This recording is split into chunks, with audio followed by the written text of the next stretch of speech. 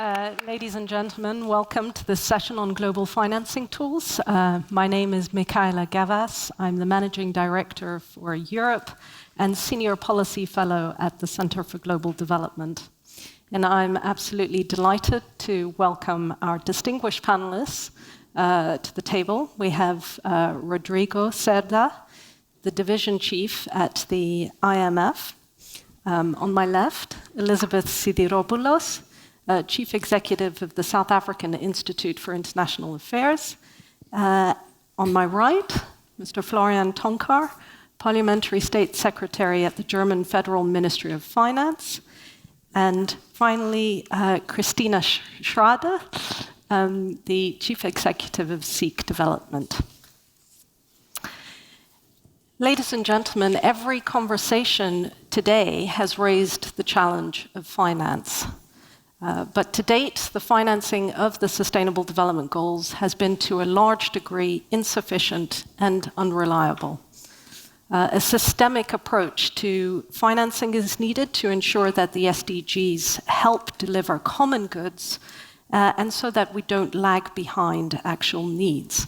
But there is no silver bullet. We need a much more efficient use of existing funds, new sources of finance, and reforms of the international financial institutions and funding mechanisms. So our exam question for this session is, what should governments, multilateral organizations, banks, financial institutions, what should they all do to unlock the financial resources needed to achieve the 2030 agenda? Colleagues, we are looking for game changers because we need them now more than ever. Before we get into finance, however, I'd like to pick up on an issue that was raised by the Chancellor in the previous session, and this is the crucial issue of trust. So trust in the West, in development institutions, is at an all-time low.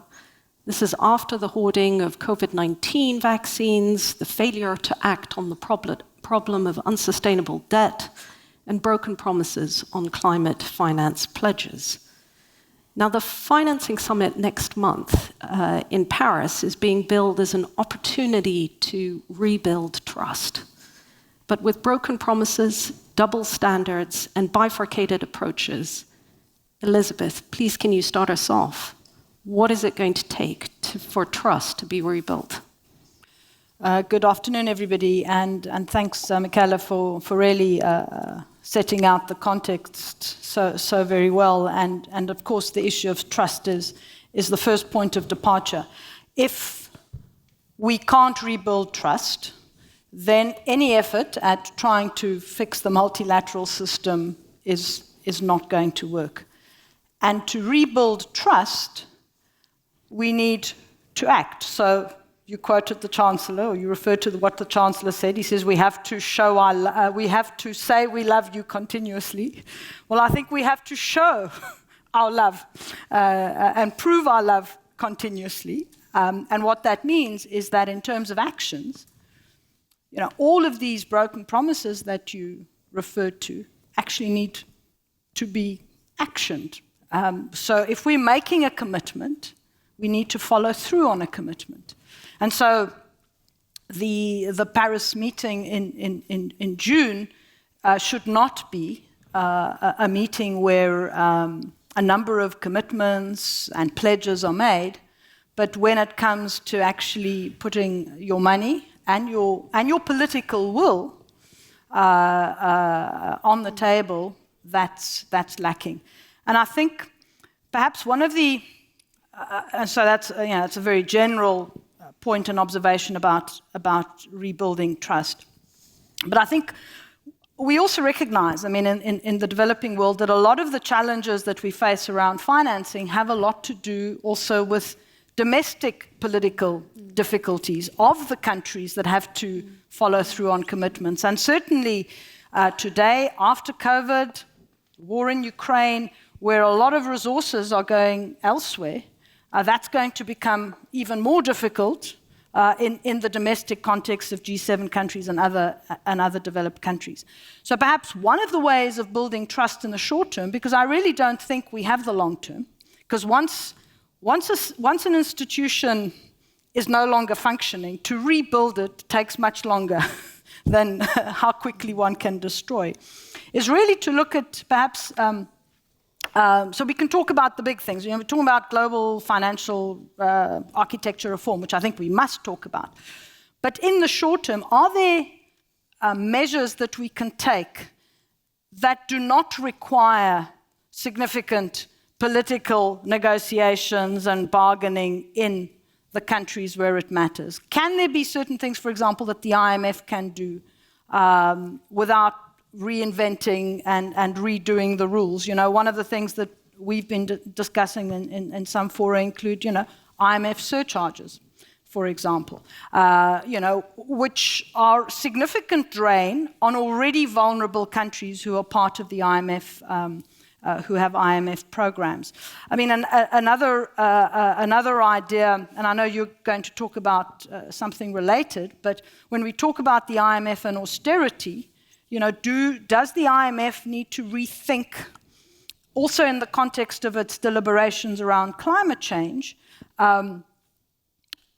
whether certain types of expenditures that are linked to SDGs, where you may have to incur debt, are not actually part of your, the sort of the calculations of debt to GDP ratio, which then creates incentives both for the receiving country as well as for the financing to actually get some of that going. And then lastly, the question of how we define vulnerability in the IFIs, I think, really needs to be re-examined. The whole concept of low-income countries, middle-income countries, upper-middle-income countries. We know that vulnerabilities are not only related to your GDP per capita. In my own country, in South Africa has the highest inequality in the world. We still haven't been able to tackle that. Now, there is a degree of vulnerability there. I'm not saying we're as vulnerable as many other countries, but I think it does require us to rethink paradigms. And let me leave it there. I mean, there are other issues I can put on the table later. Thanks, Elizabeth. We'll come to Rodrigo in a second, but before that, Florian, if I can address something to you. So a number of prominent African leaders have accused developed countries of hypocrisy in warning them against developing fossil fuels and natural gas reserves, while also eyeing such investments in response to the energy crisis in Europe. Now, the German government has claimed that it wants to act as a role model in the area of sustainable finance. But what does this mean in practice, and how will it contribute towards the achievement of the SDGs?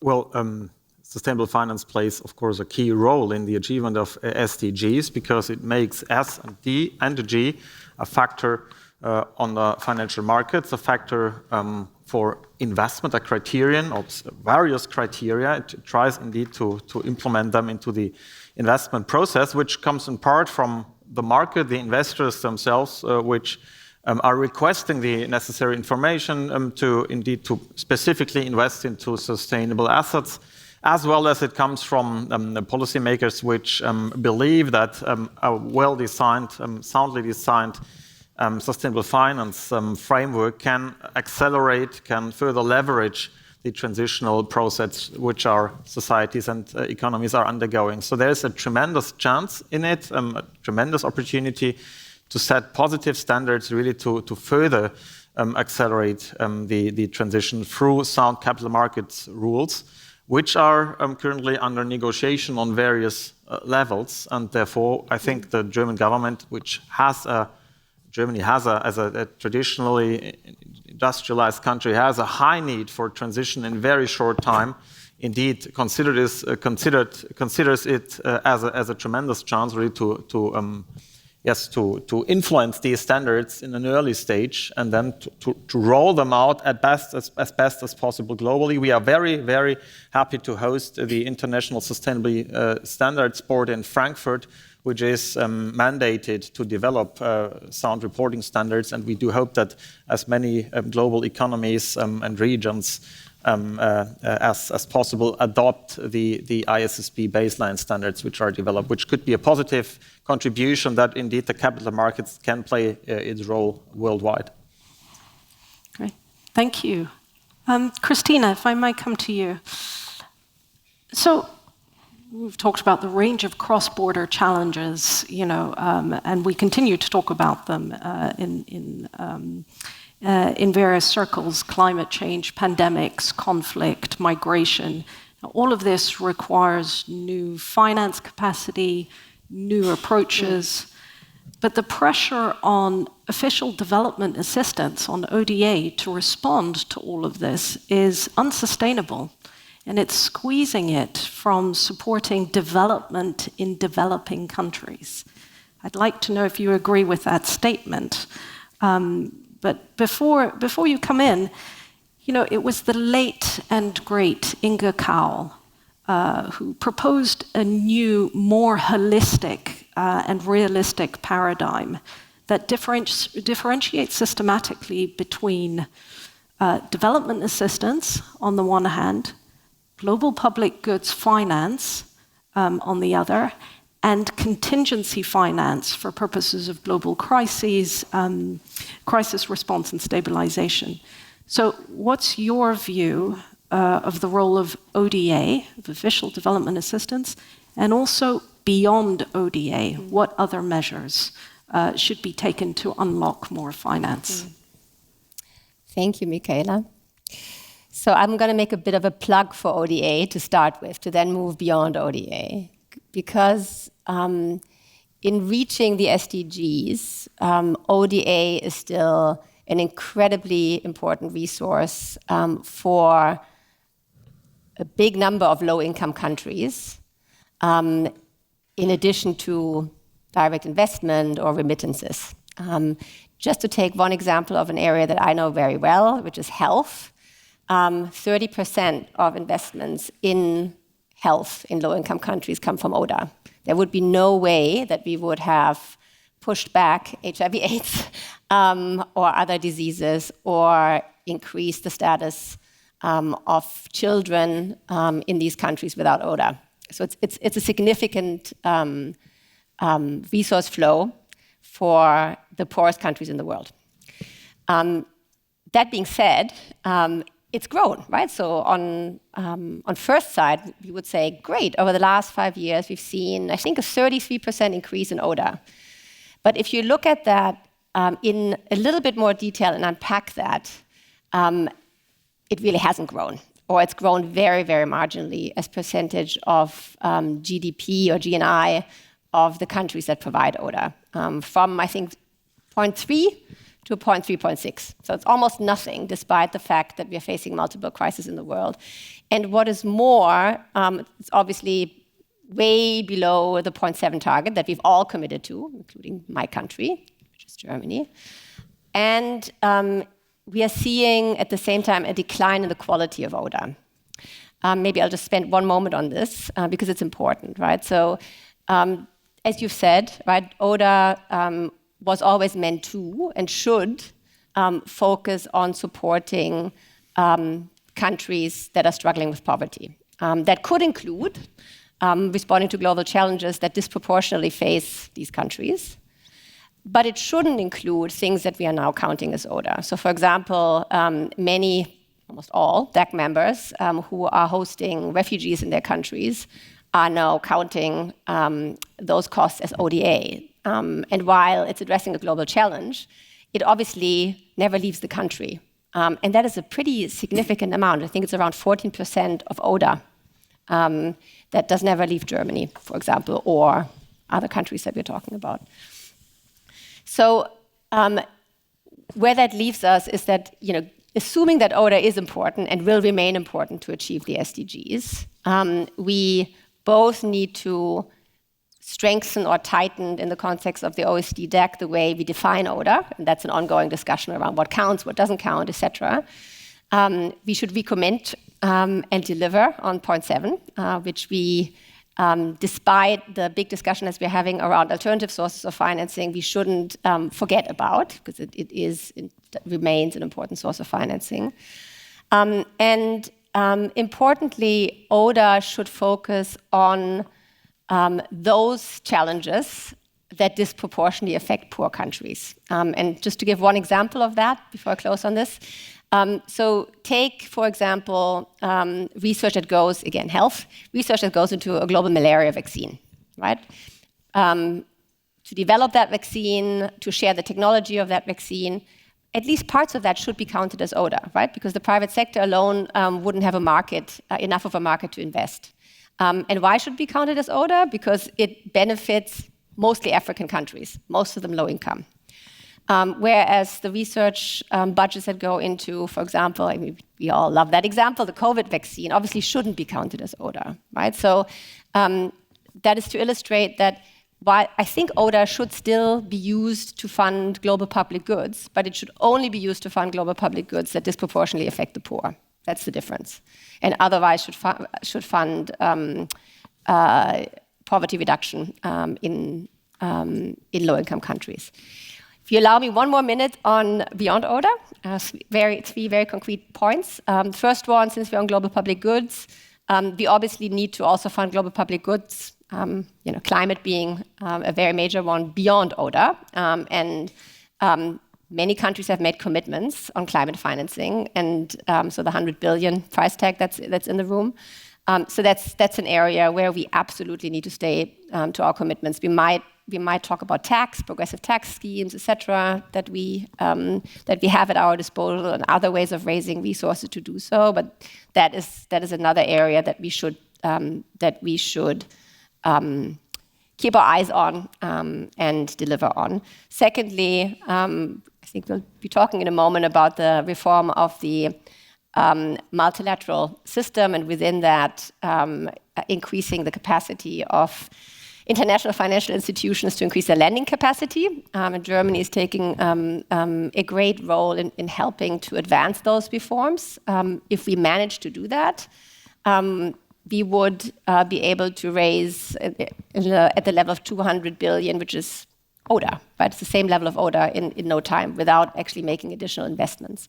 And thirdly, we must increase the contribution of non-G7 countries to global public goods, so diversifying the contributor base. And there's various aspects or ideas out there, including one of them being global public investment for advancing this agenda. And it's great to see some early encouraging signs, including in the health space around the pandemic fund, where this might come to fruition. On that note, thinking about new forms of finance, Rodrigo, all eyes are on you, on the IMF and the multilateral development banks. Certainly as countries contend with more urgent challenges, not least the problem of the unfolding debt crisis in developing countries.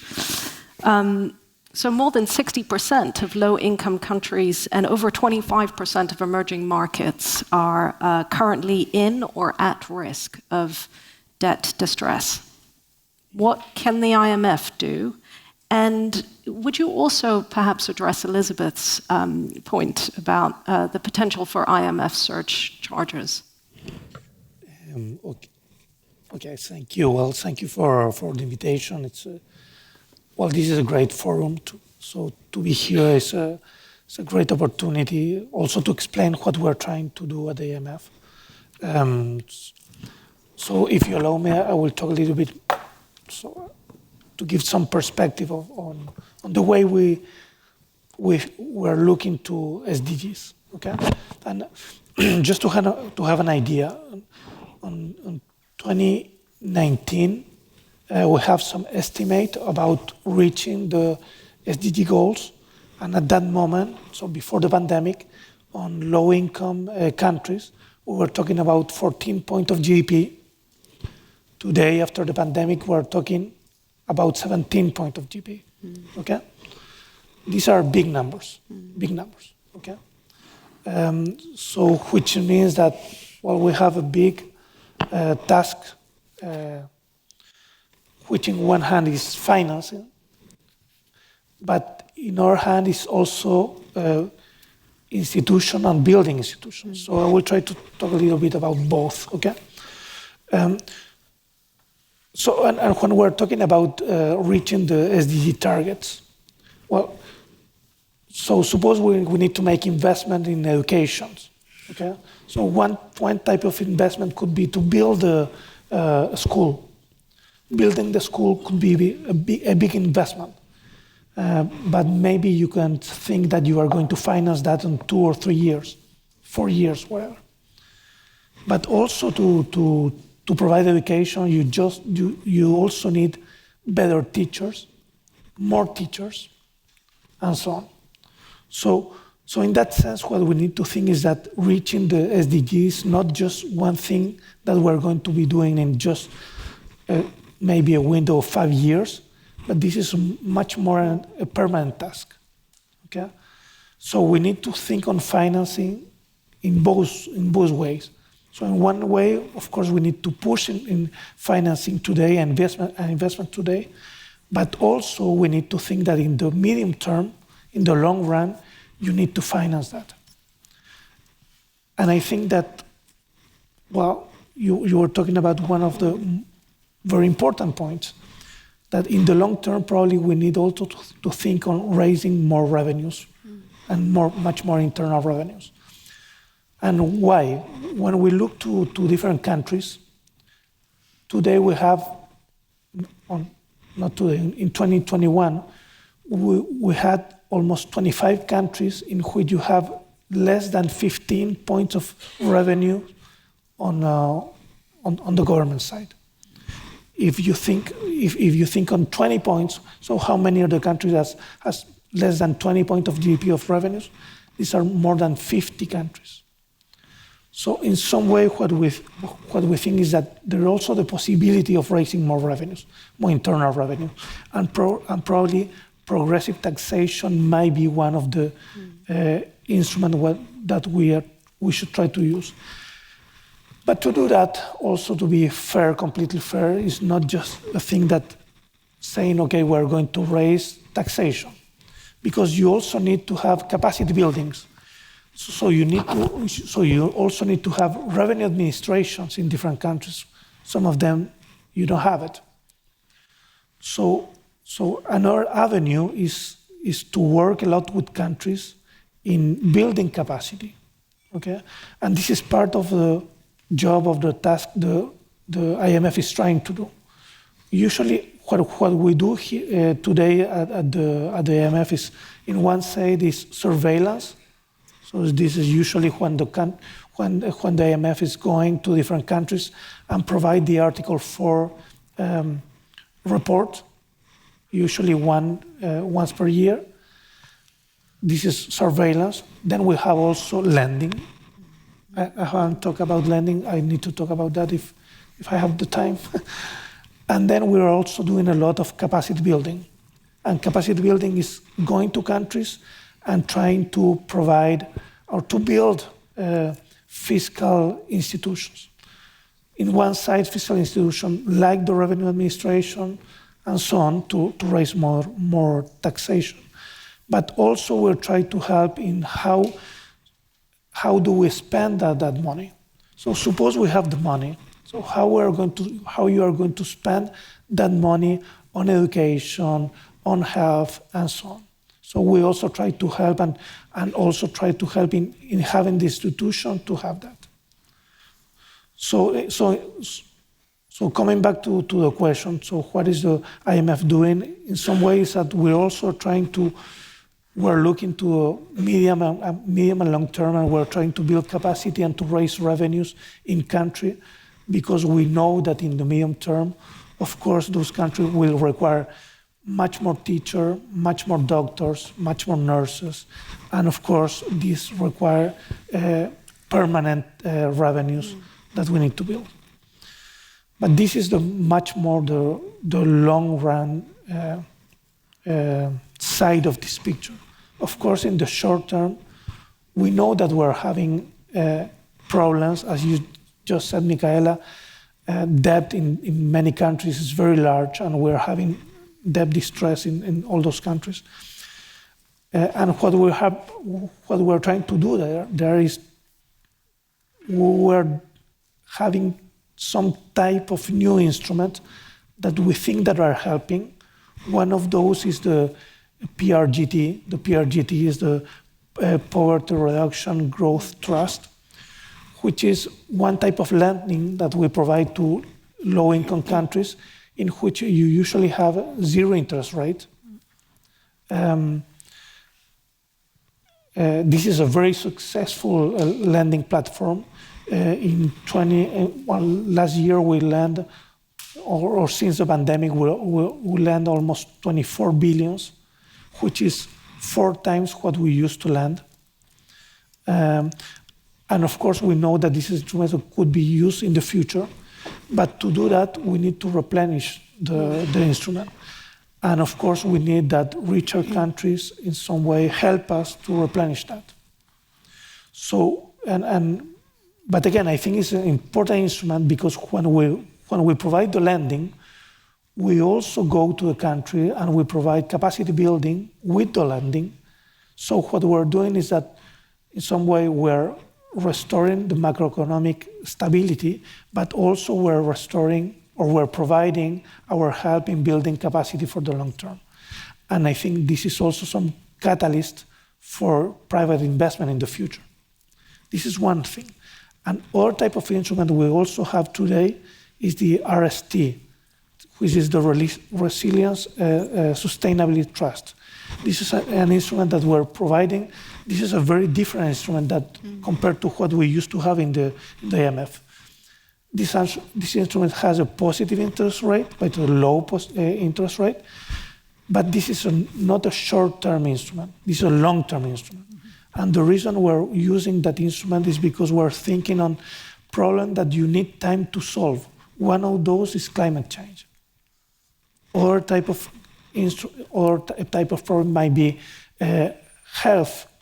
We need to prepare maybe for the next pandemics and so on. At this moment, we have provided 40 billions on that instrument. We're looking to provide more, but again, we need to replenish that instrument, and in that sense, we need, again, the help of richer countries that allow us to continue working on that side. Thank you, Rodrigo. In that case, Florian, let me put it to you. You heard Rodrigo talk about replenishment, both of the PRGT and the RST.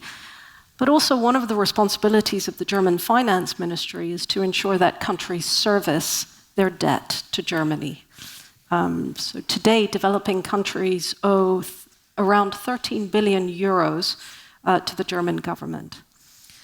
At the turn of the last century, the IMF and the World Bank launched a large debt relief initiative for highly indebted poor countries, the so-called HIPC initiative. So with 40 or so low-income countries at high risk or in debt distress, do you think it's time for a HIPC 2.0, perhaps in the form of debt to SDG swaps?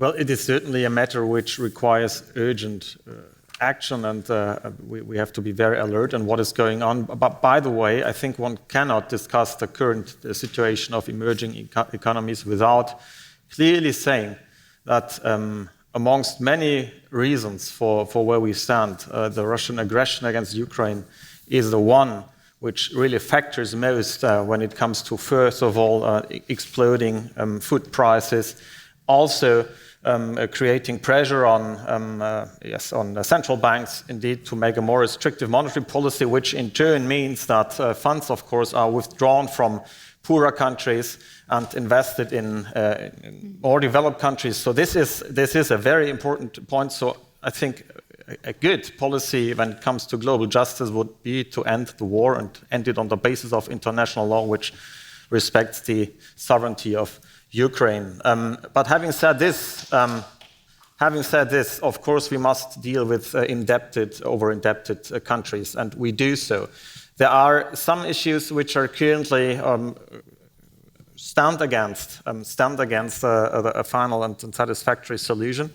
One is the treatment of multilateral development banks, which need, by their very nature, a preferred creditor status. And of course, this must be accepted in any process of really providing debt relief. Otherwise, we endanger the model of these multilateral development banks. And secondly, of course, we need equal and fair participation of all bilateral donors, which is the basis of every solution to avoid an insolvency or to provide a solution. And thirdly, of course, it is necessary to agree on reforms and structural amendments to the policies which ensure indeed that there is a sound, forward-looking, sound development in the states affected. But I think that the first one, the two prior ones, the preferred creditor status of multilateral development banks and the equal treatment of all creditors is the one, or are the two, which are the most challenging currently. Great. We are going to take a short break now, and I'm going to introduce Christian Kastrup to the stage. Christian is Germany's former State Secretary for Digital Society and partner of the Global Solutions Initiative, as well as program chair at the New Institute. Christian.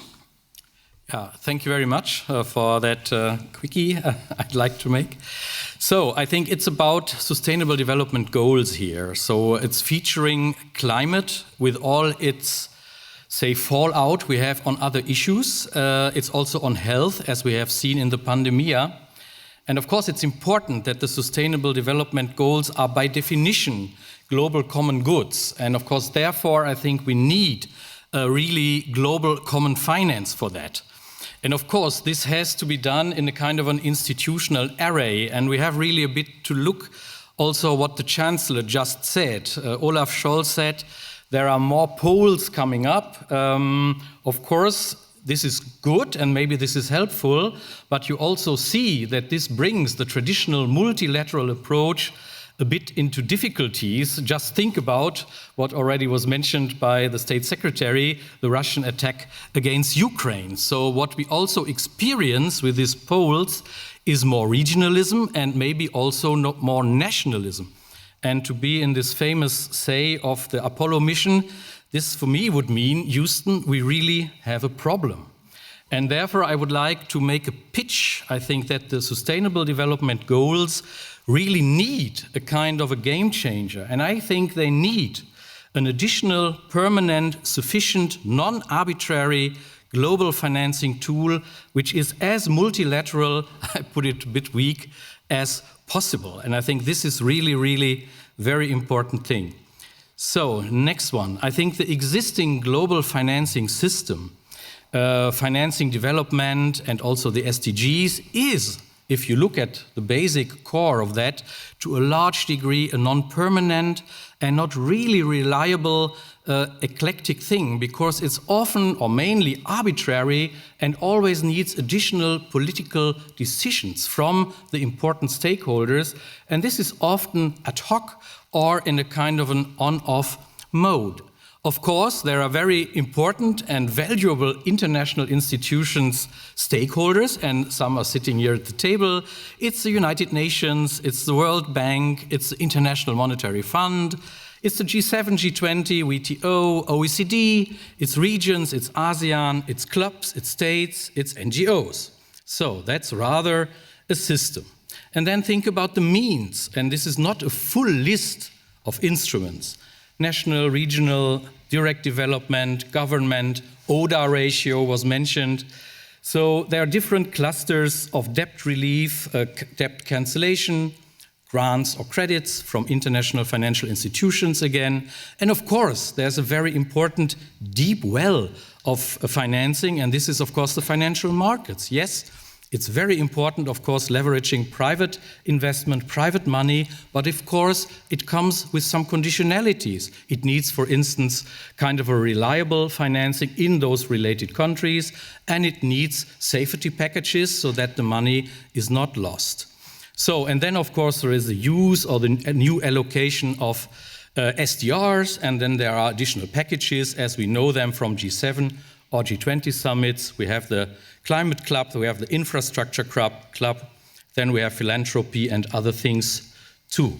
So on top of a maybe improved or maybe consolidated existing ecosystem of development finance, I would make the pitch that we also need a new sustainable development goals in development finance related permanent global finance source with independent governance and which can really deliver the sufficient need for sustainable development goals and development finance. And you know, in the press recently, you could read that at least $4 trillion a year are necessary, at least for climate change, attacking climate change. Some criteria: it must be easy to calculate, it should be technically easy to collect, it should be communicated, easy to control, also against fraud and corruption, politically neutral, simple administration, and of course, most of all, we need to look for something which has no adverse distributional or economic effect. So, what might that mean? I think there are different possibilities. I would make a pitch here for maybe thinking about a minimal tax. This could be, for instance, I do not go into details here, could be something which has a very broad tax base and needs very, very tiny little tariffs. And this would, first shot would be looking into financial transaction taxes, looking into a digital click tax. I think always is mentioned CO2 tax, but a CO2 tax is important. We need a CO2 tax, but I would like to say here, as this is a kind of, the economists know it's a pigou tax, the tax base should shrink, and therefore I think it's very, very necessary tax, but probably not for development and sustainable SDG financing. Thank you very much.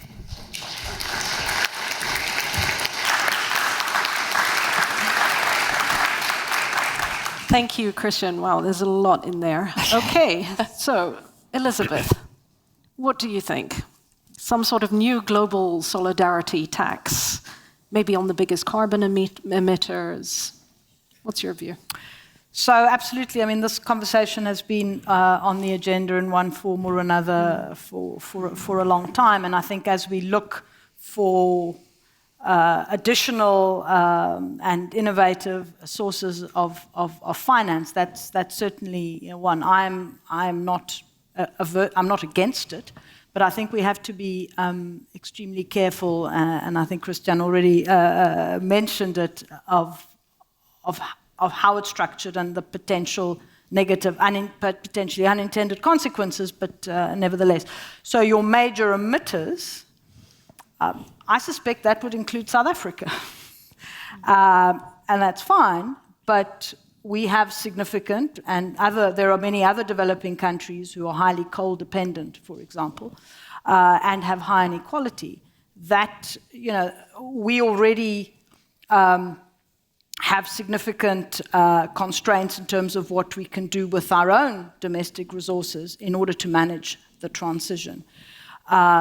You raise such taxes also, say, on particular industries. We see that now with the European Union CBAM, the Carbon Border Adjustment Mechanism. There have already been some studies done both for South Africa as well as for the continent, where there are going to be significant impact on trade, on exports to the European Union. That kind of acts counterproductively. So I think a financial transactions tax is something we really need to look at. The scale or the size of the tax would be important. So is it really significant? Is it small enough that the consequences are not who's included, who's excluded? I know there is a drive, and I can absolutely understand it, that developing and certainly emerging economies really need to be part of the solution. That it is about common but differentiated, but also we need to recognize we have very particular challenges that, taxes on it that create further competitive disadvantages don't work in our favor. So I'm not the financial economist, but I think this is absolutely one option. What I do want to also add to that, though, is that we mustn't also underestimate the importance of domestic resource building up domestic resource mobilization, what you noted. And you've, identified some of those. And one of the things that I think is critically important is in the African context, how do we build up the economies so that there is something to tax? In other words, we need to build up the productive capacities. That's one of the visions of the African Continental Free Trade Area, about building up regional value chains so that we're trading. It's not just raw materials, but we're actually, the intra-African trade builds up. We're creating opportunities for small enterprises and so on, because then you can have that. And then the other thing, which is a global regulation, and I've said that before, is how do we deal with the gaps that the global financial system creates that enable illicit financial flows.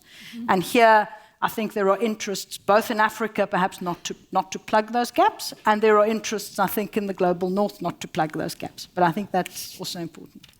Super. Thank you very much. Now, I'm going to give you each 30 seconds, and please stick to time. I would like to hear, and please, if you would, take off your institutional hats for this. This is you speaking as human beings, thinking about the global good. I would like one proposition that you would like to put to the G7 or to the G20, in fact. One proposition each. If we can start with you, Florian. I do hope that we find a common approach to debt relief for the most indebted, over-indebted countries. Can you expand on that just a little bit?